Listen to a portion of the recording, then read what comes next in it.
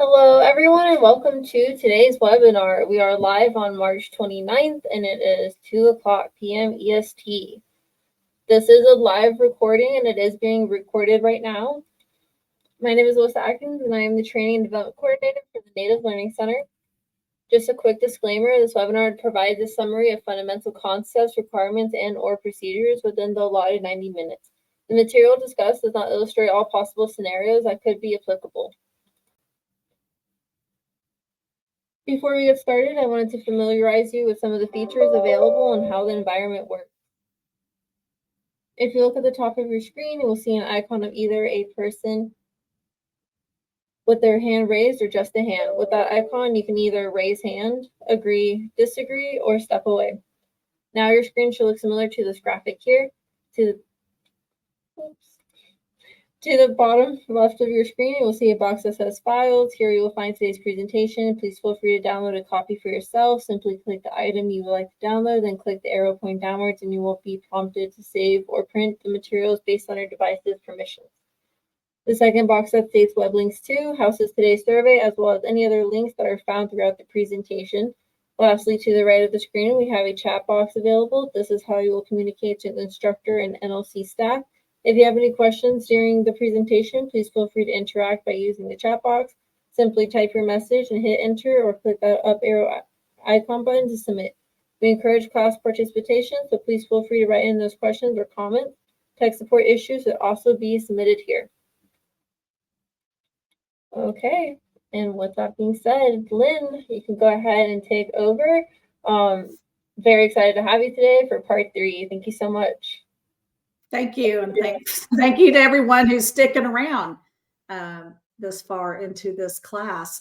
I just wanted to point out that you'll see under the file section down in the lower left, I added a document called Website Development Class Videos.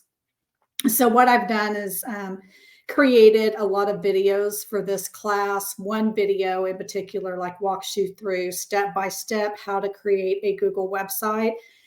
And I understand that that's something that we really didn't get to in the class. But what I really wanted to focus on in this class was giving people information that you could use regardless of what website platform you plan to choose.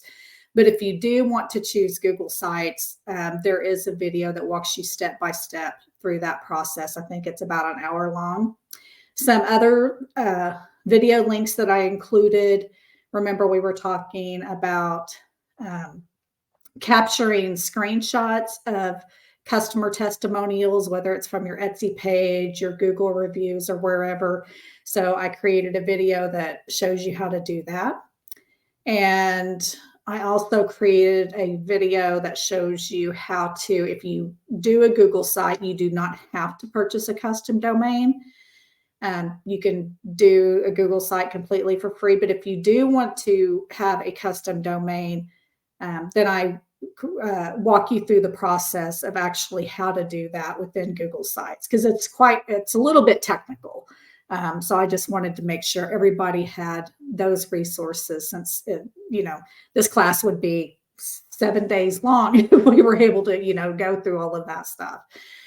So with that, give me a second here to get my screen sharing started.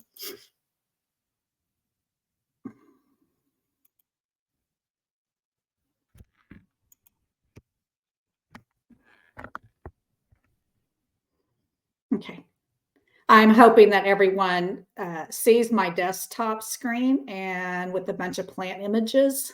So Alyssa, if you can just kind of let me know that, yes, that's what you're seeing. Yeah, that's what we're seeing. Okay, great. So one thing that, whenever you're building a website, images might be a very important part of that. So I wanted to cover, some things about what kind of images that you should use and where you can find some images to use in your website if you don't have any of your own. So optimizing, the images for your website really means that you need to be using high quality visuals. And that are actually kind of in the ideal format for this, and the resolution. And the reason this is important is because it increases user engagement, because nobody likes to visit a website that has, bad photos on it. It's just not a good user experience. And the other thing that you have to remember about photos is making sure that you're using photos that are going to load fast. I remember when our organization first had our website built for the Acorn project, there was a photo in there that the web developer had used, and it was causing our site to load extremely slow. And so I think it was Mark actually that was able to go in there and compress that photo file so that we wouldn't have that issue anymore. But those are some things that you need to think about. And, image optimization also involves accurately labeling your website images. And what this does is it helps search engines find and understand your page content, which is important for SEO.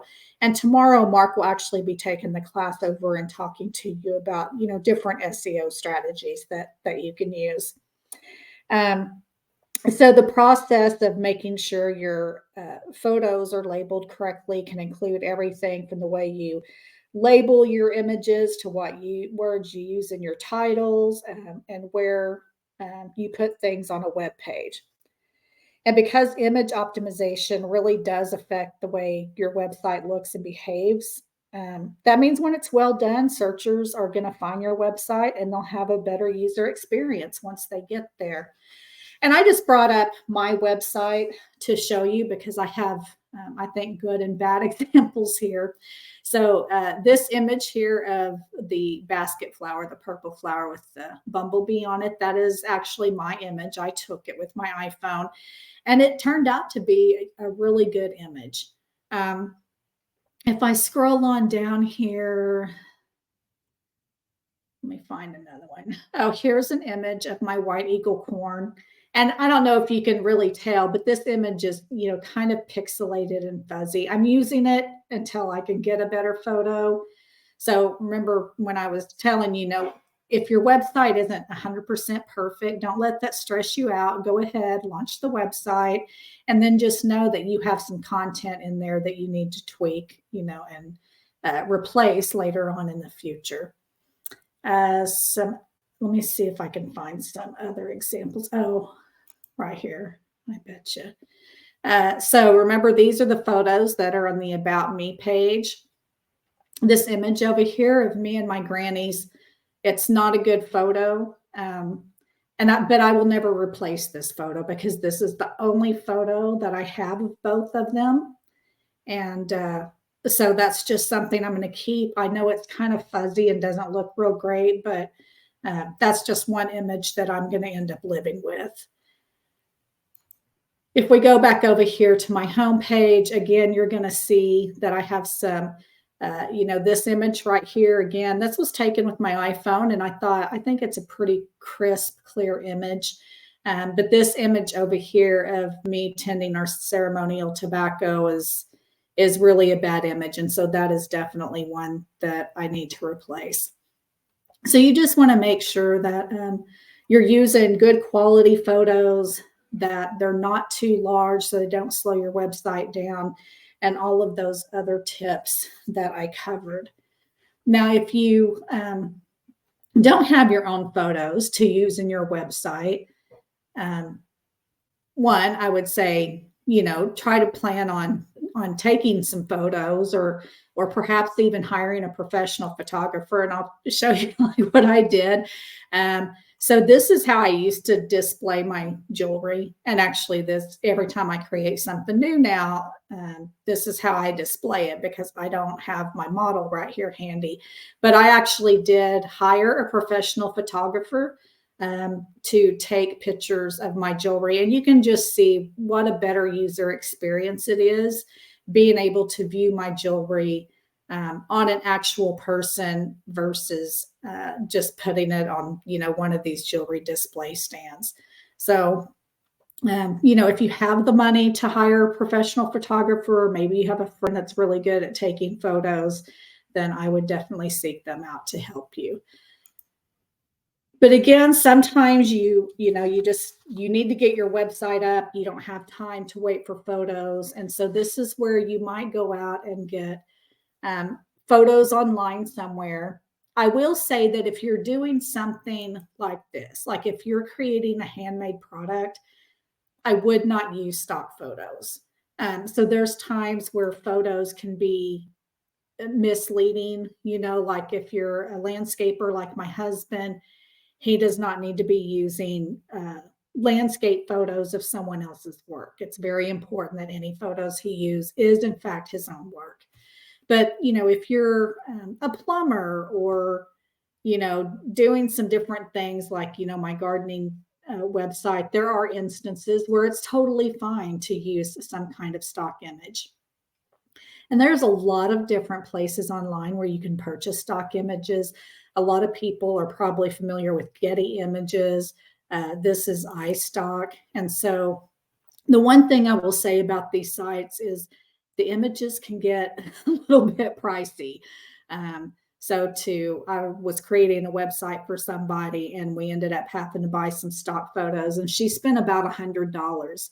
So just know that, these photos that you buy like from iStock and Getty Images, they're fantastic quality photos, but you do end up having to pay for them.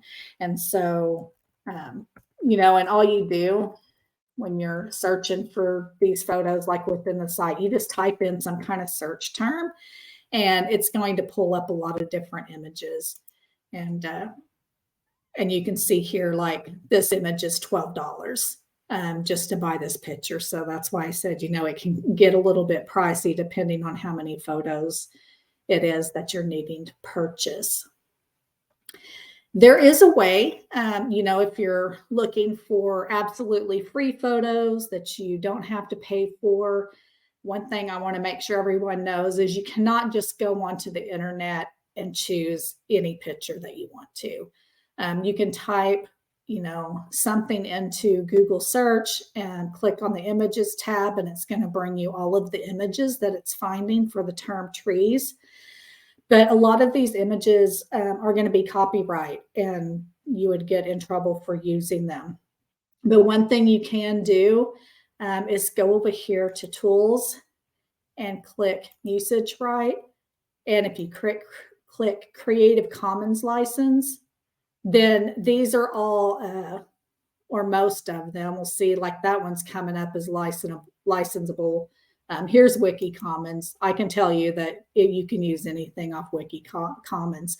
But this, the bad thing is that you don't always get really great photos, that have absolutely no copyright. So I have found a few, so once in a while they exist, but most of the time you're going to find your best photos through other sites such as iStock Photo or Getty Images.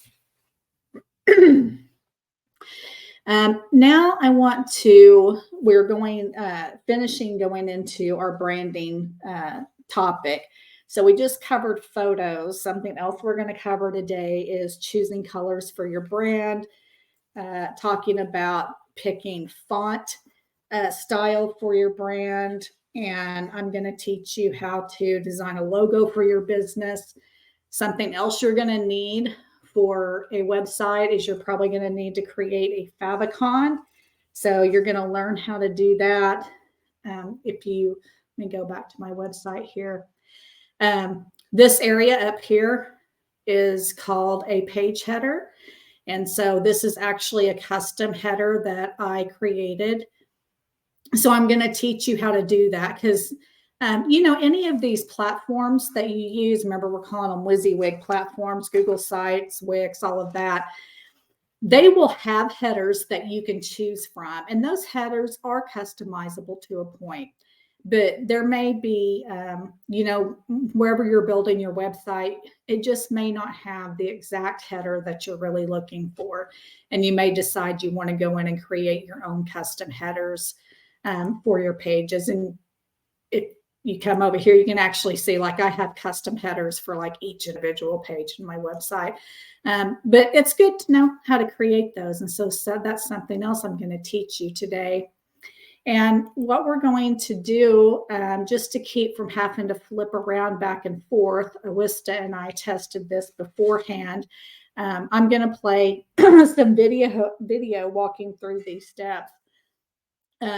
And if you guys have questions, feel free to type that into the chat box. And NAHASDA, as we discussed beforehand, if there's any problems at all with the video, please let me know so we can stop, because I'm prepared to switch back to slides and then going back and forth between slides and the Canva platform. Before we get started actually creating a website using the Google Sites platform, or any platform for that matter, there's several things that you need to consider and several things that you're going to need to create before actually designing your website. One of the first considerations that you need to think about are the colors that you're choosing for your website. For instance, just making sure that you're using maybe the text color that you use for your type and for your different headings and stuff have a really good contrast to the color of the background that you're using. So that way the text is easy to read. And also just pointing out that, people who are visually impaired or colorblind really benefit from high contrast colors. So that's maybe something that you want to consider.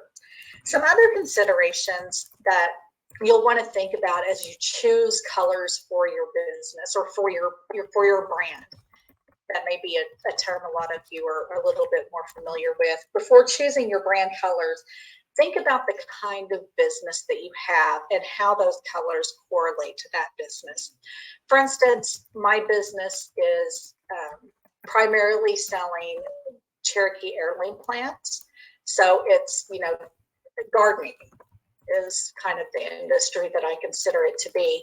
And obviously when we think about gardens, we think about healthy stuff, the color green is often used for businesses of that type.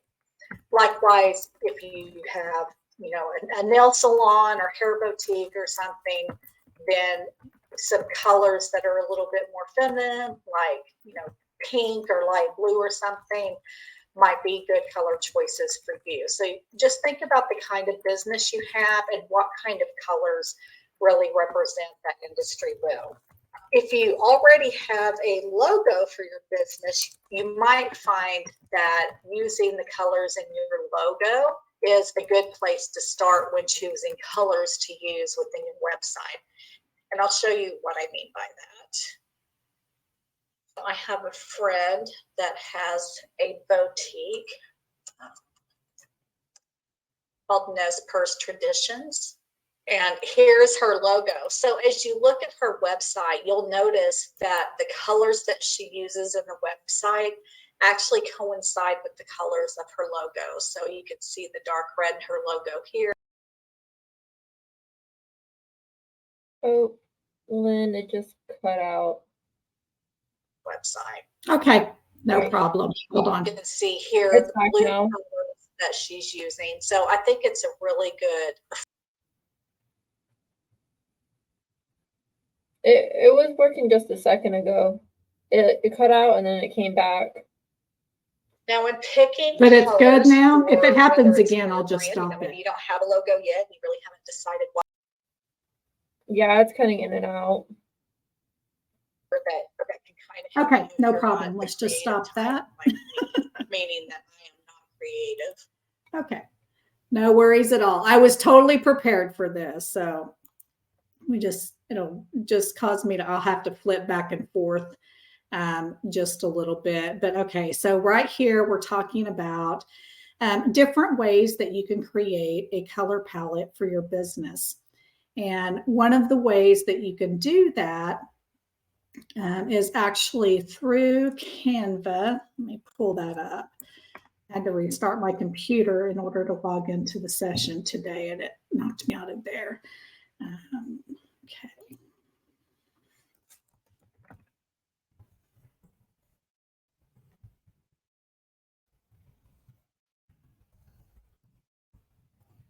Just get me straight to that. So if you're working on developing your brand and you just have a hard time figuring out, what colors that you should use, there are some tools that out there that can really help you. And so Canva, which is the main tool that we're going to be getting into and looking at today is one of those.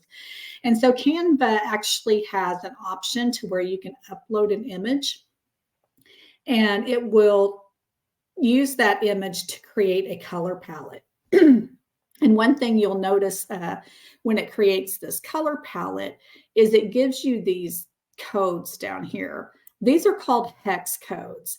And hex codes are, so every color that exists out there, whenever you're displaying it on the web, it has a hex code associated with it. There are some other ways that colors are. Are we supposed yes. to be seeing anything on the screen? Oh, yes. Hold on. Sorry. Okay. Okay. Thank you. All right. Now we're back. We see the donuts. Okay. Yeah. All right. So again, you just upload an image and then Canva takes it and makes this color palette. And so I was talking about these hex codes. So the hex code for this very specific color of pink is right here. And one thing that you want to do whenever you're picking brand colors for your business is you want to make sure you have these hex codes. So that way, every time you're doing any kind of graphic design for your business, the colors are matching exactly all across the board. Because, if you're using like one of those eyedroppers, and you're trying to find a colored something that matches close to what you have, it's never going to be perfect. So just make sure that when you pick your color palette that you're getting the hex codes and keeping those in a safe place to refer back to. And instead of uploading my own image, I'm just going to show you like some of the demo images here. So you can just see how based on the image that Canva is creating this really nice color palette for you. I don't like some of their images. But this is a really good way, if you have some photos already for your business and you're like, I really want to use these photos on my website, then this may be one way to choose your brand colors, is to go through a process like this. Now, Canva also does have, let me find it here.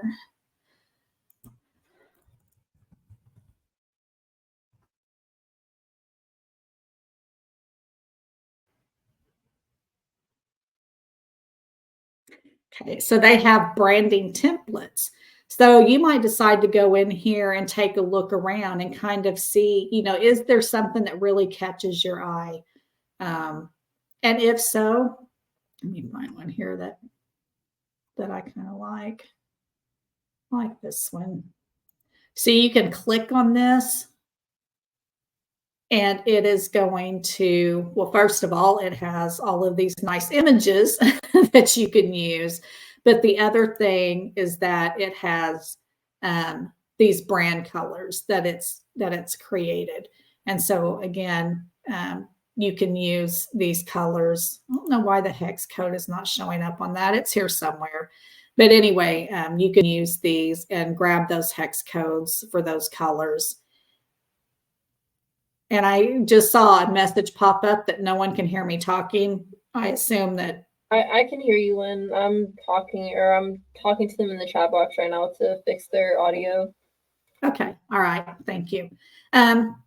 So again, that's just a couple of interesting ways that you can create a color palette for your brand.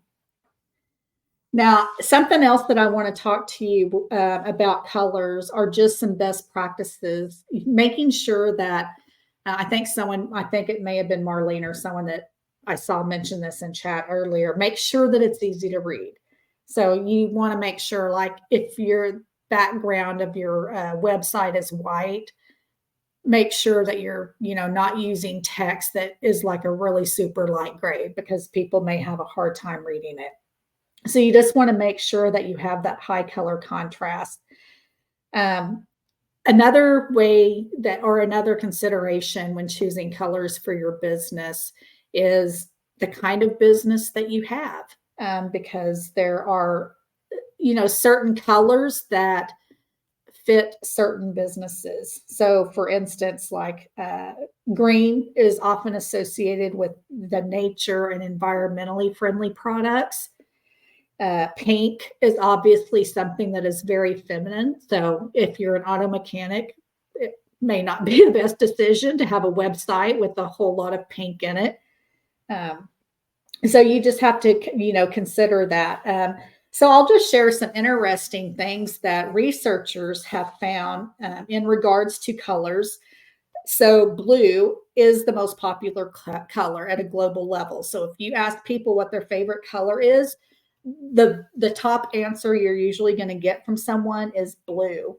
And no one really understands why blue is so popular, but it may have to do something with the fact that the things that we value most in life are blue. So for example, skies, water that's seen from a distance. So blue is one of those colors that is really associated with competence and trustworthiness. So, if you're a business in the finance sector, or maybe you do some kind of medical practice, or you're a veterinarian, blue might be a very good color to use in your brand. Now the color black, it's really kind of associated with strength and sophistication, tradition, formality. So black is a really good color, like if you're doing something like retail fashion, or you just want the look of your brand to kind of have this sleek, sophisticated feel to it, then black is a good color. White, of course, is one of the most versatile colors out there, and it can work really for almost anybody, because white is really good at just representing, modernity, simplicity, helping things, to look clean. So it's a great brand color choice for, businesses who are maybe in technology, again, health, retail. So white is just one of those colors that it almost doesn't matter what your business does. Associating white within your brand is going to be okay. We kind of talked about, green being really good for, environmentally friendly products. And I would even say, like, if you, for some reason, I've been working with a lot of people lately who are doing cosmetics and making like their own cosmetics. So I would say, if you are making your own, hair care, body care, or anything like that, and you're using environmentally friendly ingredients, that green could be a very good color for you. Now, red, as we probably imagine, it's linked to love and danger and excitement. But something else that researchers found, that it can degrade our analytical reasoning. So red tends to stimulate like appetites and stuff. So it might be a really good color, if you have a restaurant or something, kind of putting that red in there, because for some reason that just kind of stimulates and excites people. And then there's some more, like, pink and purple and orange and all of that. So I'm not going to go through them, because you can just go online and kind of look, and maybe, go into Google and say, what is the best colors for this type of business, and just see what you find. Okay, so another, I'm going to switch here for a second.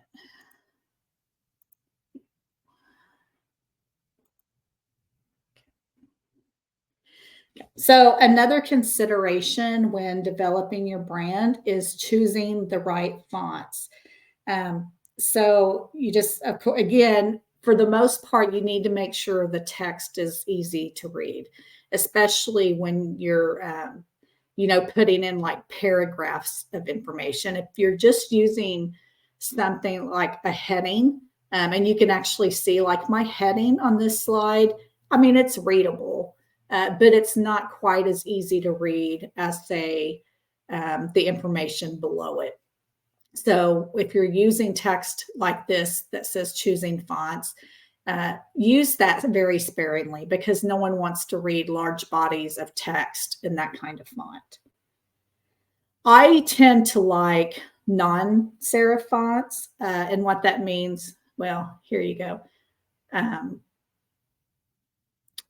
Or I guess the correct term is sans serif font. So you can see that like the letters of this font are very straight. It doesn't have any of those tails versus Times New Romans where, you know, each of the letters have some kind of little serif attached to them. So I tend to lean toward using the sans serif fonts myself. But it's okay. I know when I was in college, for some reason, every professor wanted all of my papers written in Times New Roman. So it doesn't mean that that's hard to read. That's just my personal preference. There is, of course, like script font, and that's actually what I've used here. And script font, again, is just supposed to simulate like handwriting. And it is okay to use as long as you're just using it like for a title or something like that. And then the other type of font that exist are decorative fonts. And again, this is something, you know, it might be, depending on what your business is, you might find some kind of decorative font that's going to look good and help you establish your brand, but just use it sparingly. Okay.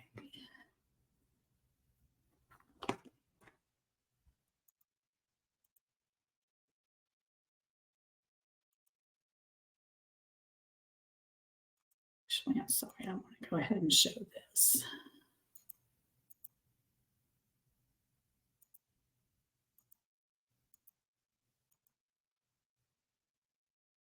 Okay.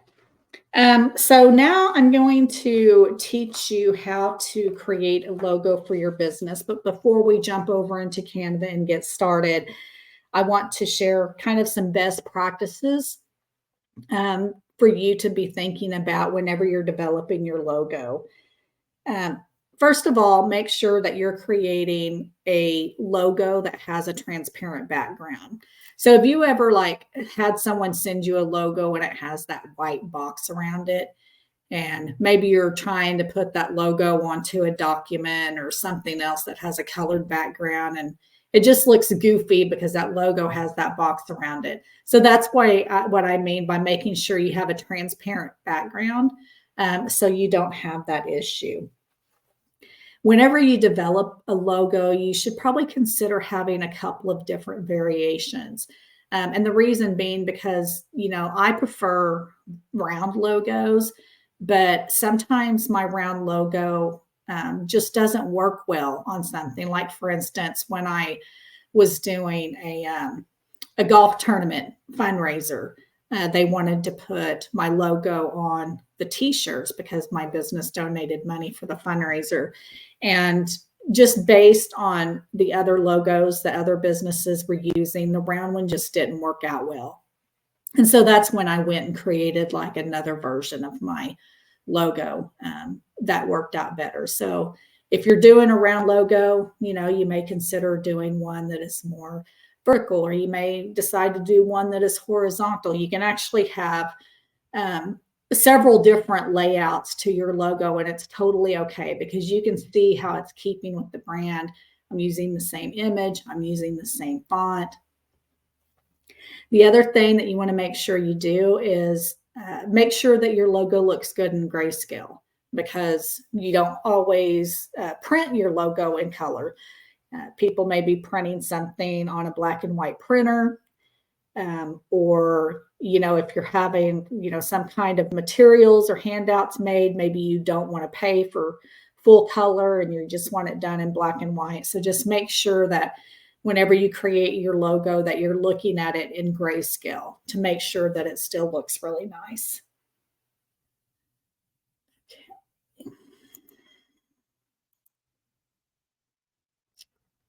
I'm going to go back here. Now, creating your logo is really easy to do. Let me go up here. But if you want to hire someone, there's some options out there. So Etsy, you know, there's a lot of graphic designers on Etsy that can create really nice logos for you. So you can just kind of go down through there, and you can see that all of these graphic designers, they seem to like have a feel to them, you know, because all of these logos definitely look different from these logos. So this might be a way to go through and just see kind of what people's style is that you like. And, you know, very, very easy. I mean, cheap, like, you know, logo design. It looks like somewhere around $12. Here's 32. That is typically a little pricey here on Etsy, but very cheap to do that. Another place that you can go to is Fiverr. So Fiverr is a freelance website. And so there's people on there that do all kinds of stuff. You can see here like graphic design, digital marketing. And I actually had someone create, I can't log in with Facebook because I've been hacked, but I had actually hired someone in Fiverr to create a logo for a nonprofit organization. Here's what I'm going to warn you about if you hire a graphic designer. You may want to make sure that that person is from the United States. So whenever I hired a graphic designer through Fiverr, he was not from the US, and I gave him a logo of a turtle with some stickball sticks because this was for a Cherokee organization. And it's just that our logo, I don't know, I couldn't recreate it, and it was really ugly and it looked terrible. So I gave him the logo and I said, can you recreate this and just make it better and, you know, just look more modern? And so he sent me a logo back. Let's see if I can actually pull there.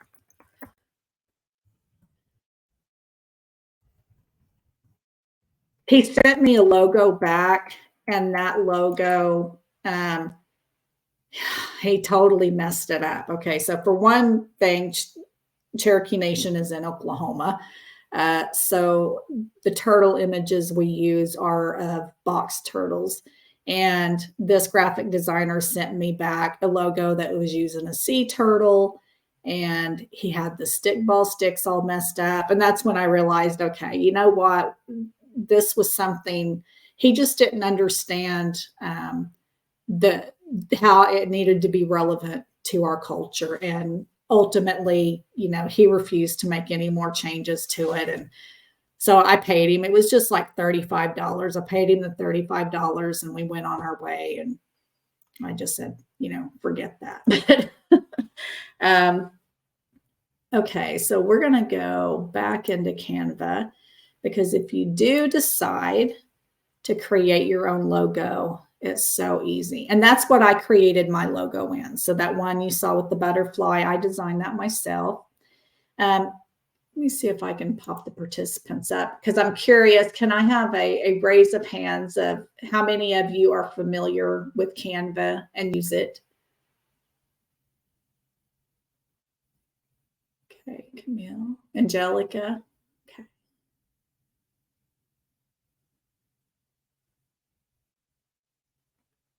Okay. Well, I expected more hands to come up because I thought Canva was like so well known now.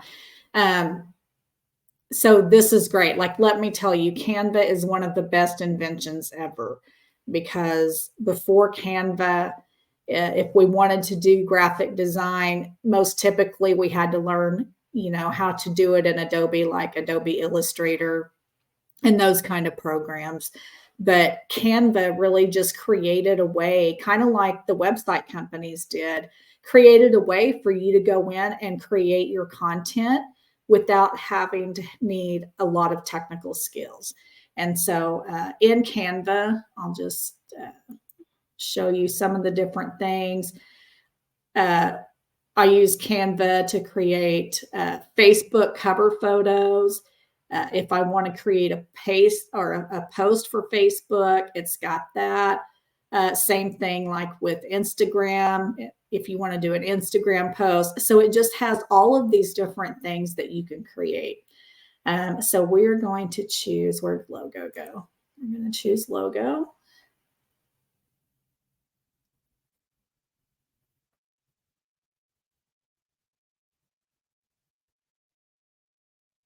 And so what it's going to do is it's going to bring up a bunch of different logo content over here. Now, just know you can type in like your particular type of business, and it's going to narrow the selection down to different types of logos that you can use. Back.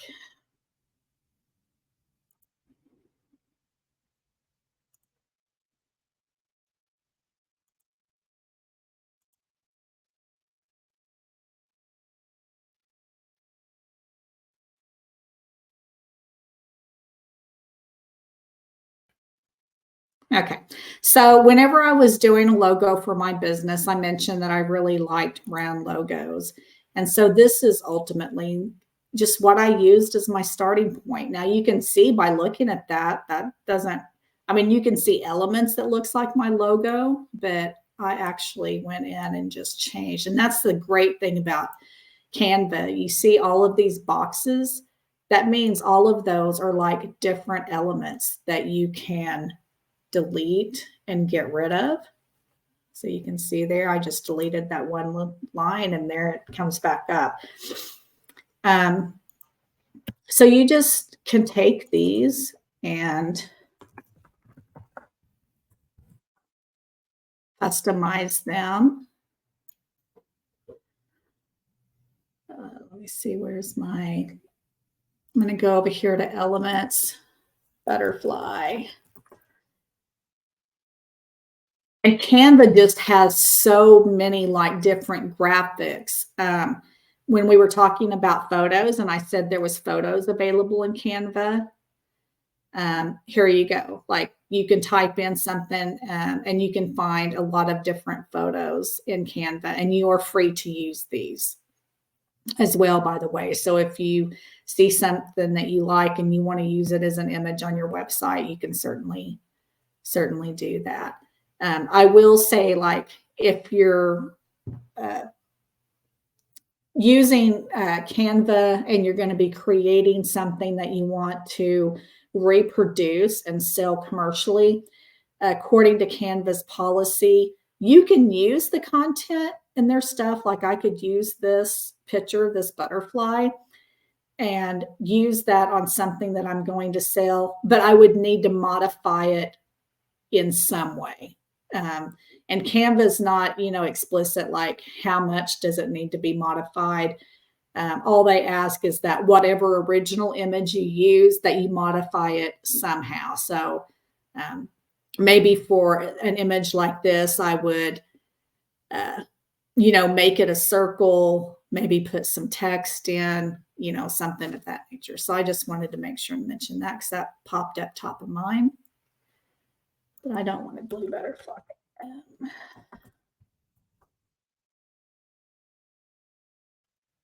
Again, they have like you can select by, oh, I only want to see graphics. I want to see photos. They have video, of course, and audio. But typically when I'm doing like logos and the things that we're doing, I tend to just stick with using the graphics.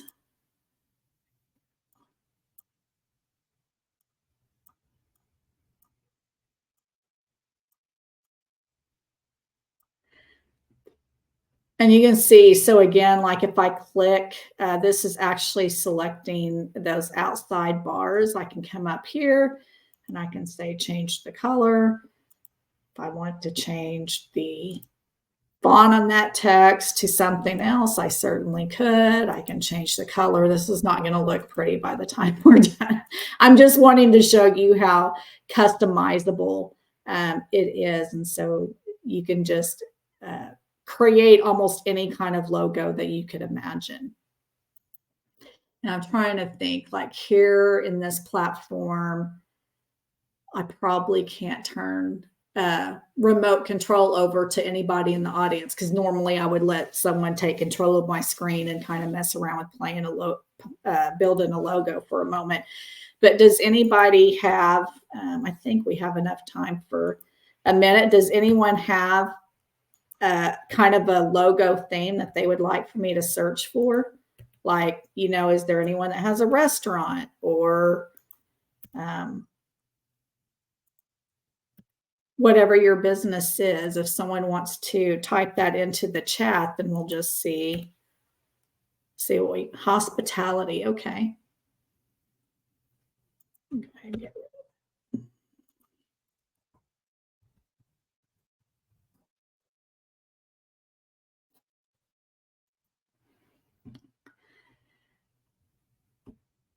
Can you be a little bit more specific about hospitality? Ooh, I am not impressed with any of these graphics whatsoever. But they probably have some really nice photos. Vacation rental. Okay.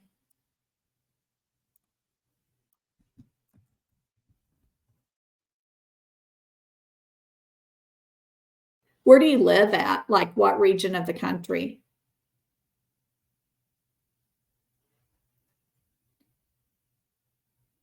As in Tuscany, Italy?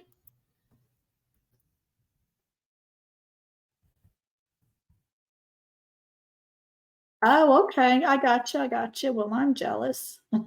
We all need a villa in Tuscany. If you're building something, you might come over here. They've got some great images of Tuscany. See what they have in graphics. Again, I'm not super impressed with some of these graphics. They're definitely not what I would say is on top of Canva's list, because I've seen some really, really nice graphics in Canva.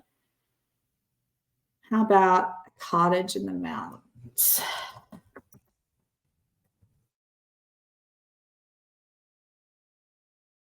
Oh, I know some people may think I'm kind of silly, but I actually think that's kind of a cute graphic. You can also click down here, like on magic recommendations. It's got some different things.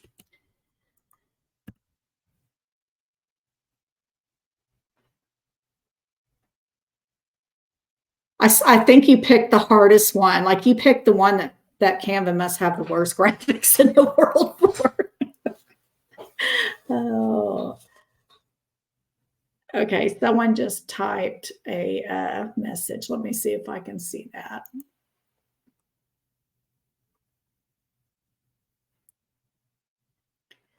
At one point, Somer said cleaning biz. I don't know if that helps.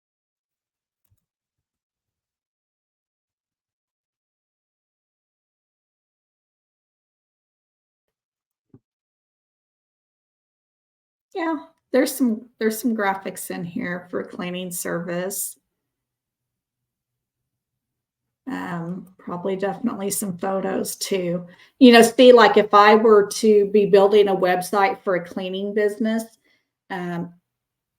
something like this would be a great picture.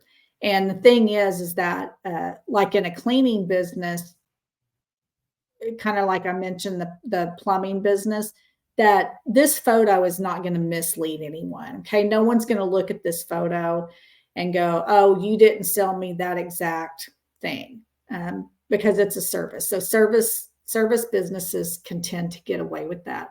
So there are definitely some nice photos. Now, I would not use like a photo of these people in my website if I were a cleaning business, because I do feel like that's misleading because those aren't my employees. But using some of these other just general generic photos would be perfectly acceptable.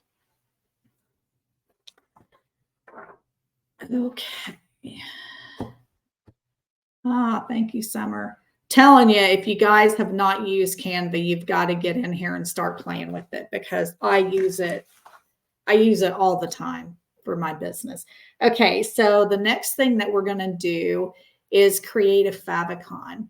So I'm going to switch back over here to my site. So do you see up here in the tab of my website how it has the little butterfly? And over here on the Etsy tab, you can see Etsy kind of has their brand right there. So those are called favicons. And it always drives me crazy, like when I see people that build a website and then they don't realize that you need to go change the favicon. So some of you may have seen people build like Squarespace sites, and it's going to have this certain icon up here as a favicon. Oh, I think I meant square, but because now that's giving me, anyway, so this is what a favicon is. And so in order to create a favicon, I'm going to show you how to do that. Now, Canva does not have a template for favicons, but that's okay because it's really easy to do. The thing that you need to keep in mind whenever you're creating a favicon is that the dimensions of your favicon has got to be in a multiple of 48 by 48 pixels. So for instance, it can be 48 by 48 pixels, 96 by 96 pixels, or 144 by 144 pixels. But you just have to make sure that you are keeping that ratio whenever you're doing your favicon. So I would just click create a design. And because they don't have a template for a favicon, I would just come down here and click on custom size. And I'm going to say 96. And I'll also warn you too that probably the size that you need to use is going to depend on what website platform that you're using. The one for Google Sites, I used the 96 by 96 because when I tried to use 48 by 48, the favicon was so teeny tiny you couldn't even see it. So you may have to play around with that some in whatever website builder that you're using to see exactly like what pixel size you need to use. Okay, so I'm just going to click there, create the design. And so now it has created a template that is exactly 96 by 96 pixels. And because I use the butterfly, as you saw on my website, I'm just going to go through here and we'll just find her again.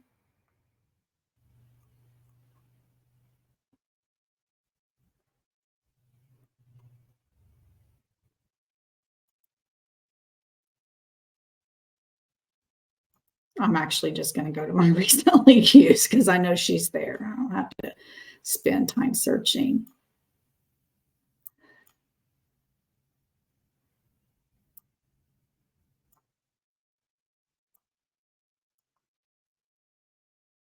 Okay.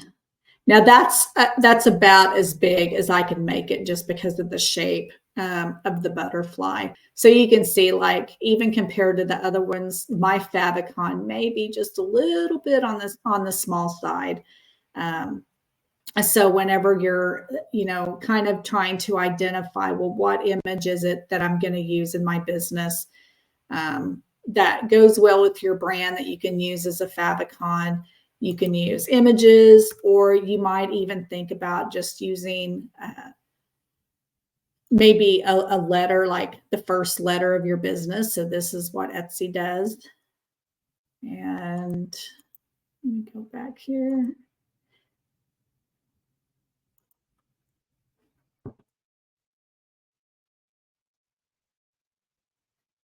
Because I want to show you something else that you probably want to keep in mind whenever you're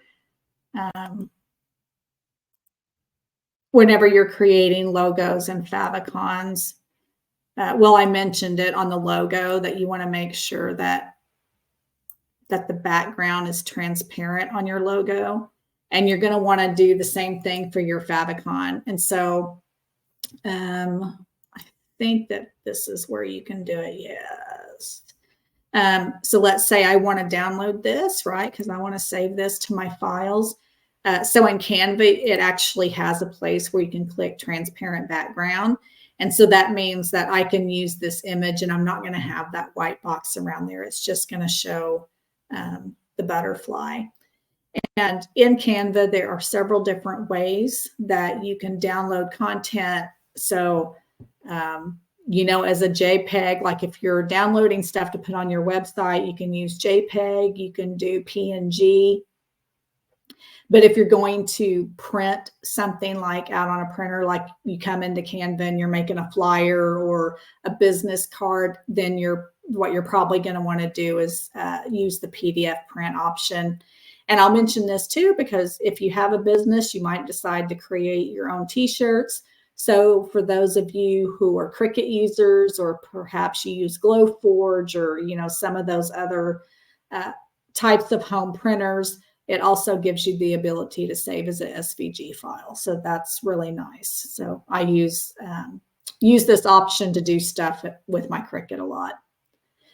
And so once you have chosen whatever it is that you want, again, you can, well, we don't want to change the size of this just because we have to be in multiples of 48, but you can come over here and change the quality of the file size. And so I usually just kind of put it in the middle for my stuff, and that seems to work just fine. And then you just click download, and it's going to download it to your computer, and there you go.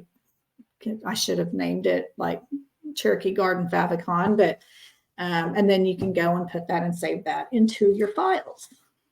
Okay, so I'm going to stop a minute because I've been talking just absolutely nonstop. I know Awista has been monitoring the chat box in case anybody has any questions, but I just want to stop a minute and say, okay, any questions, anyone? If you want to talk, you can raise your hand, and Awista can unmute you, and you can ask your question. Everyone has mic access, so at any point, if you guys would like to unmute yourself, you do have the capability of doing so. Yes, and please feel free, you know, when I am going through this information, feel free just to say, what, Lynn, stop, I got a question. I won't get offended at all, because I just get to rambling and talking about this stuff and get excited and often forget to just stop and give people a chance to break in. Okay. If there's no more questions, then we're going to continue on. So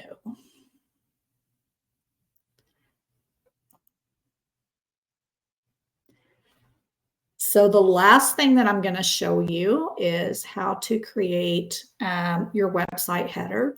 So again, that's this part of my website. Now, if you are using Google Sites, there's already a great template in here that works perfect in Google Sites, and it's called Google Classroom, I think. Google Classroom header. So this is actually specifically designed to use in Google Sites. But if you are using a different, there we go. If you're using a different website platform like Wix or something like that, you can go into Wix and see like, well, what size does my header need to be? And then you just, once you know that, you can come back into Canva, you can create a custom size, make it exactly the size that Wix tells you the header needs to be, and you're golden, you're good to go. Again, like in Canva, if you were to choose the Google Classroom, they have a whole lot of templates here that you could choose from. And the templates, just like the logos, have, you can go in and edit those, you know, so you can like change the background color, and you can change the text. And, you know, if you want to decide, oh, I don't want this flower here, you can just get rid of that one. But for our purposes, well, let me just do this instead of going back and creating another. I always, you know, you can start with a blank, which is exactly what I did. And again, you can just come in here and add some text.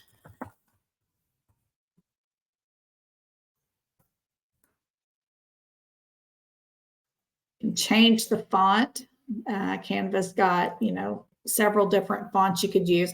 But remember that your font is part of your brand. So whenever you choose a font type to use in your business, try to make sure that you're sticking with that font type in everything that you create.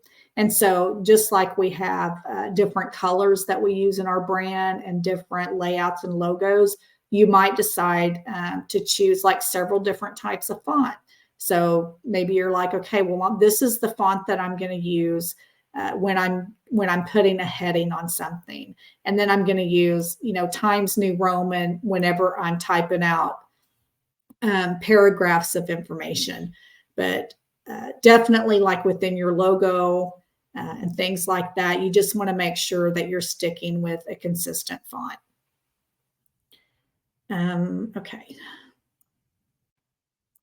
Which this obviously is not the font that I typically use, but I'm just trying to show you without taking too much time. Again, you can add elements over here. So some of the elements that I used in mine.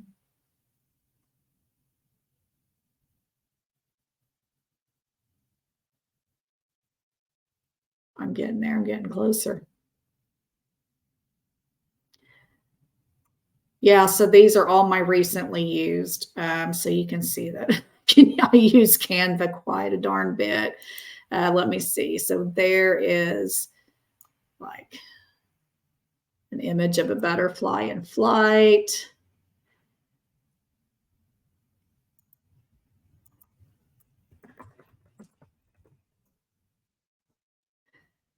Maybe I want to add an image, just add something else here.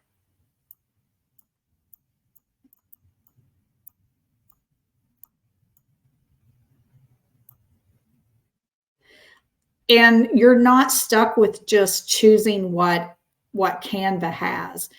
So you can actually go over here and upload your own content. So as we scroll through here, you can see that I've added pictures of people. I've added logos. These are all things that I've added to Canva that I could drag and use in any of my creations. There we go. This is a graphic of a corn bead plant that I like to use. So anyway, there you have it. And you could kind of tell what my end product there was.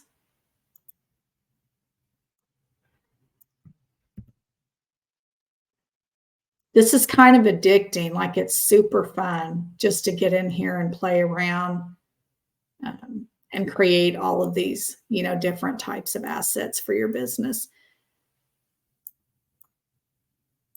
And again, if you wanted to like change the color of the background, then you certainly could do that. See, I didn't take the background off of this image. And so now that I've made the background a color, you can see that stupid white box, but I could remove that. I could remove it and make it a transparent background. I think you can actually do it right here within Canva. Okay. So that is it for what I mainly wanted to show you. However, I do want my coworker Camille to come on. Let me stop sharing this. Because she took a Canva class the other day and she learned some cool things in it. And so I asked her, that if we had time, could she just share? So if you don't mind, I'm going to ask Camille to come on and share her screen so she can show you a couple of other things in Canva. Canva to me is just one of those things that it is, first of all, there is a totally free version. And it has some good stuff in it, but you can upgrade to the pro version, which just gives you access to everything. But I'm telling you, like we use it to design logos and create flyers and business cards and just all kinds of different things for our business. So I just feel like it's a really good investment for someone. Okay. You ready, Camille? I'll shut up now. I'm ready. I just want to make sure you guys can see my Canva screen as I get started. Yes, ma'am. Okay, so Last week, Canva just revealed 10 new products within Canva. Lynn mentioned that there's a free version and there is a paid version. And if you're a business owner and you have Canva and actually get that paid version, it's a write-off. So I would encourage you to do it because it's so much easier to do all this, within one platform instead of jumping around everywhere. So I just want to show you right here where it does say Discover the Magic from Canva Create. They actually have videos for all the new products that they released, and I'm going to show you a few of them today. But as we're talking about designing a website, one of the things that we know that gets difficult is actually trying to create the content itself. So how do you create a description for a product? How do you create what your business is about? How do you tell your own story? Because sometimes that's the hardest part to really get going. And so I'm going to show you one of the coolest things that I think is in Canva at this point that was released. And like Lynn, I have lots of designs because I live in Canva at this point. But up here under Create a Design, you can actually hit Docs. And now they have something called, I'm going to hit this plus sign, they have something called Magic Write. And so it's very much like all the latest AI that's out there. Every platform seems to be coming out with AI today that you can put something in and it'll create things, but Canva just released theirs. So I can put Magic Write in here and I can basically put in here, I want a product description for jewelry made by a Native American silversmith from California. I don't really know how to write this myself. So I'm going to let you guys read that. So Camille, it's not showing it. Oh, no. Is it there we showing go. now? Yes, Okay. it's showing. Okay. So I may have to hit reshare every single time.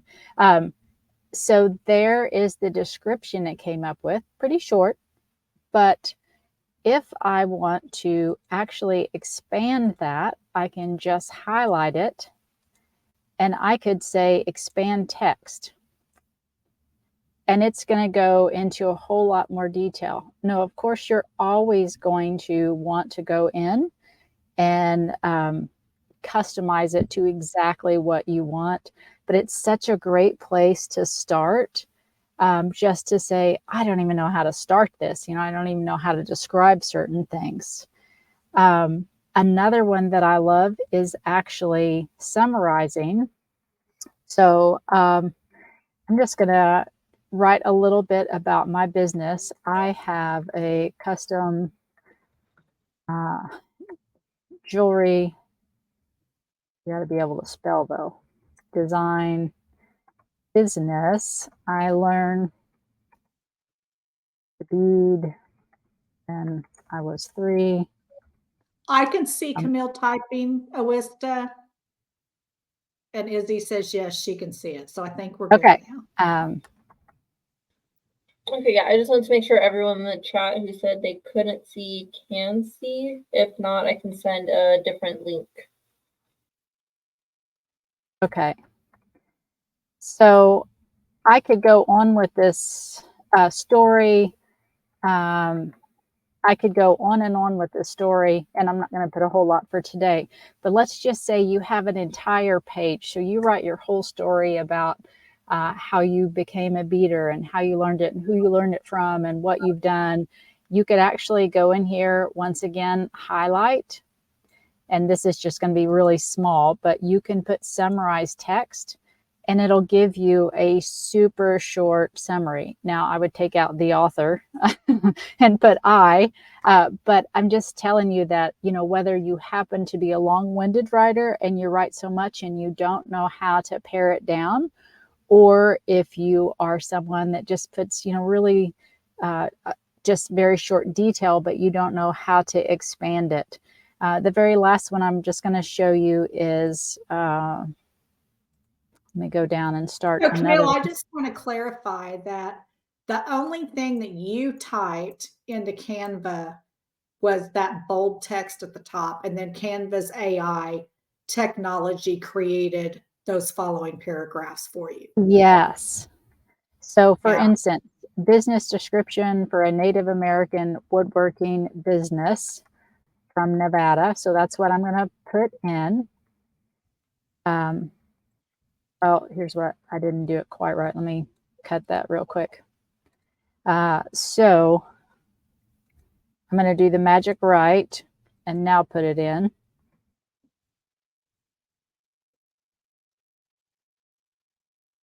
And so now they will come up with a description. And so once again, there's a description. And if I wanted to expand it because it's kind of short, or I could do that and it would give me a half a page, just like I did a second ago. So just think about, you can do this with taglines, you can do it with product descriptions, you can do it with your story. Any part of your website that you get stuck or you need to write content, this is an excellent way. Probably the best thing that I've seen out of Canva lately. Yeah, that's awesome, because we've, discussed in this class that creating the content for your website is really the hardest part of building a site. Yeah. So just having something like this, it's, I wouldn't use all that word for word, but at least it gives you a place to start where you can go in and tweak it and personalize it. Absolutely. And then the second thing I want to show you, and I want to make sure that you guys are continuing to see my screen, is text to image, which is over here on the left side. When you go into apps, you bring up all the apps, and text to image is the first one that's coming up every single time. So basically you can put a new image into something. So for instance, if you wanted to do a custom size here, I'm just going to do a 1080 by 1080, which is a Facebook post. But instead of having to go in and search for tons of pictures, I could say a red sports car with flames. And it will come up with a picture for me. Multiple You may pictures. have to refresh. Okay. Yeah, there you go. Okay. Now, I don't know what happened to the flames. Maybe the flames are on the car themselves. But this is brand new technology. It just was released last Friday, so they keep asking, are we doing okay? So you may have to work with it a little bit. But you can put anything in there, and then you can go down to the style section right below, and you could even make these things a different style if you didn't want just the picture. You can change it to a different style. So I could say, let's just say retro, and I could create it again.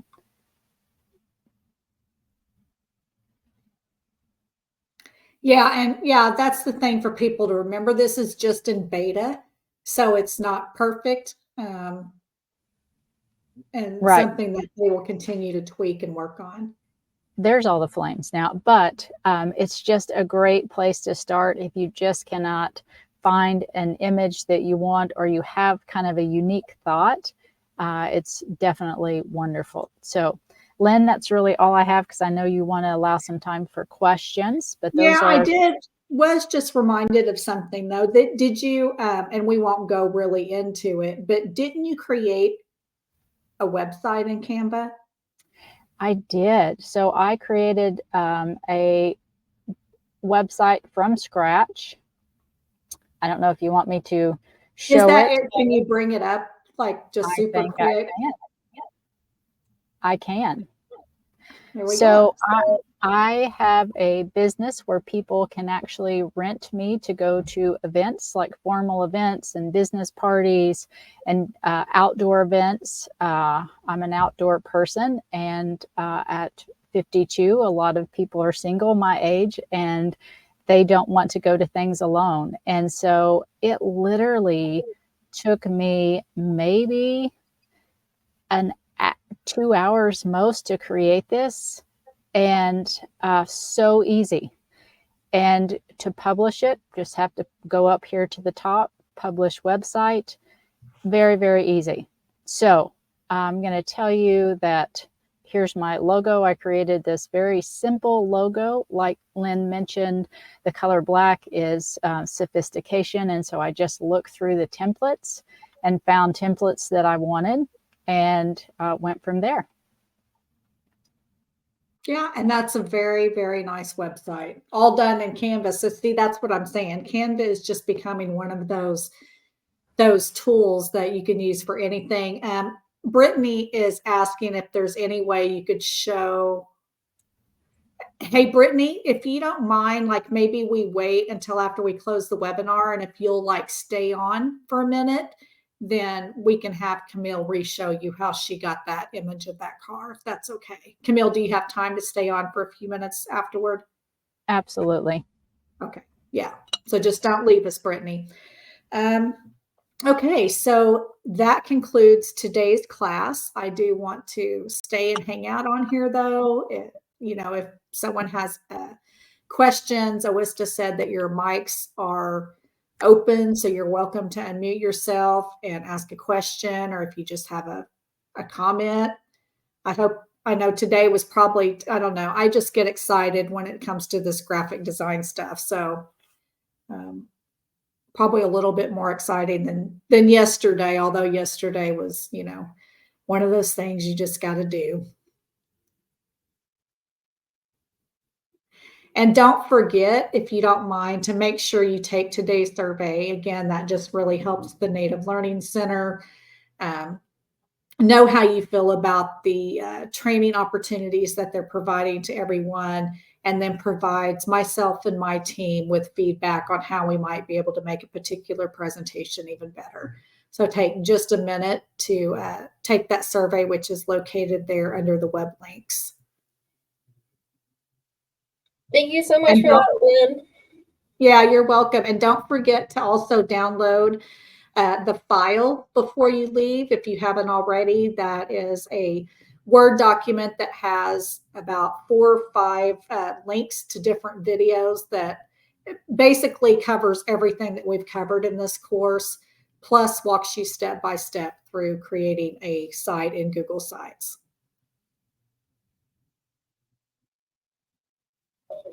Thank you so much, Lynn, for that.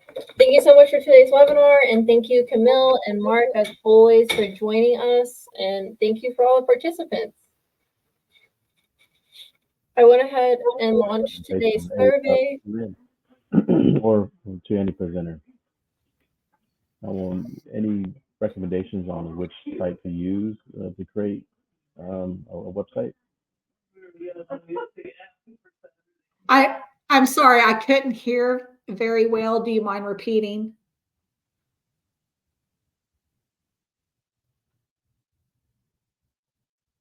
I think that was a question. I think it was Izzy. Was that Izzy or Indy?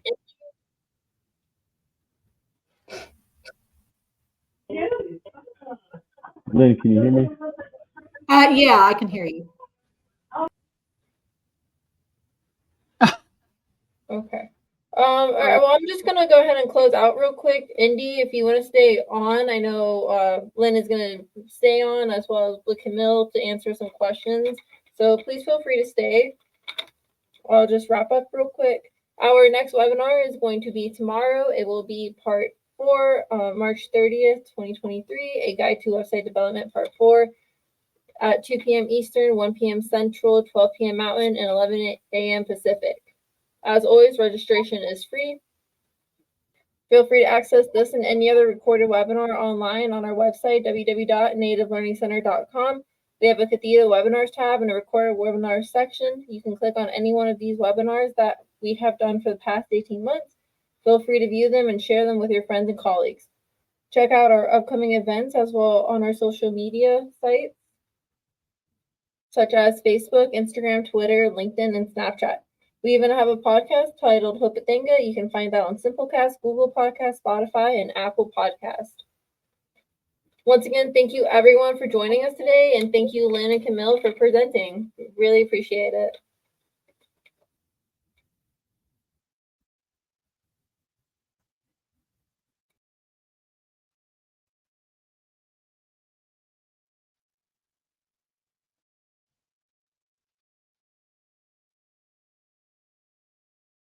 Okay, Camille, do you want to just kind of,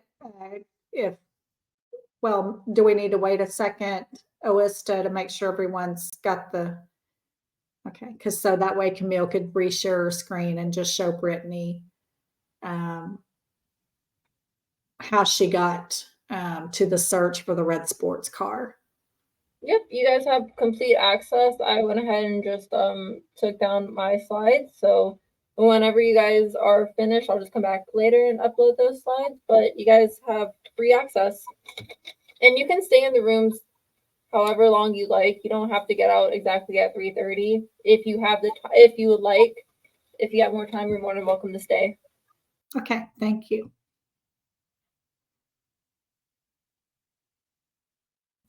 All right, you all see my Canvas screen?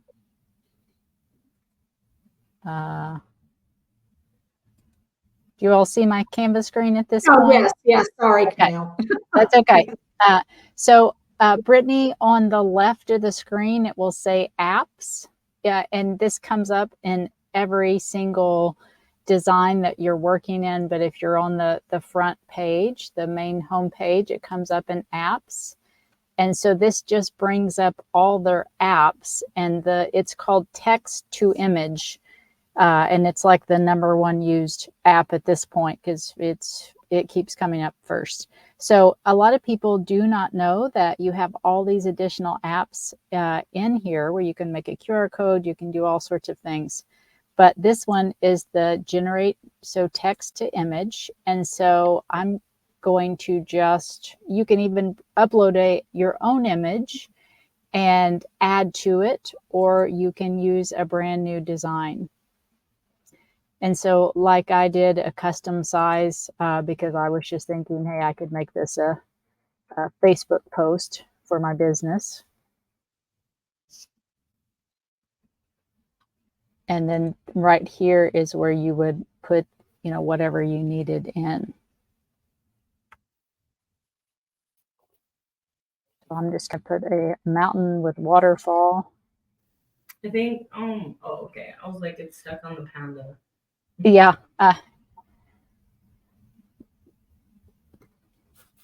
And so it just gives you some different images based on what you have put in there. And I would imagine, Camille, that since this is in beta, this probably is for sure only for those who have a pro account. Yeah, that's what I was wondering too. Because we have a pro account, I don't know if it's in the free accounts, and they did not particularly say that in the release, of course.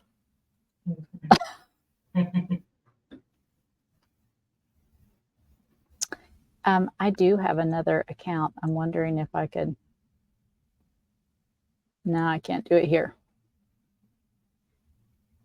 Okay, so you just go into that bottom part and then, all right, I think I see how you did it. It kind of froze for a second on my end, but I appreciate you taking the time to show me.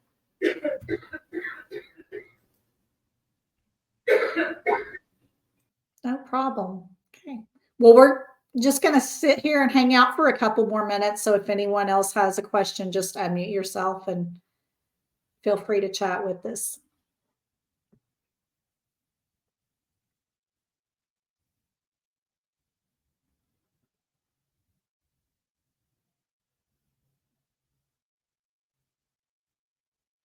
So I'll just jump in while we're waiting to see if there are any questions. Tell you from my standpoint, Lynn is very much who I would consider an expert when it comes to website development because she can produce a lot of different websites. I'm not as savvy when it comes to websites, but for instance, the links you're getting are to Google website, and I actually watched her videos and was able to go create a website, and it looked beautiful. So, just like in Canva, there's multiple places to go, and the link she sent you guys, just walking through those classes, you'll end up with a great product. Oh, well, thank you. I am not an expert, though. Just to clarify with everyone, like, I am not an expert website developer. Well, on these easier but that's the thing, is that nobody has to be an expert. like Right, these website right. programs are so easy to use Yeah, that true. anyone can make a website that just looks phenomenal. It really doesn't take any skill.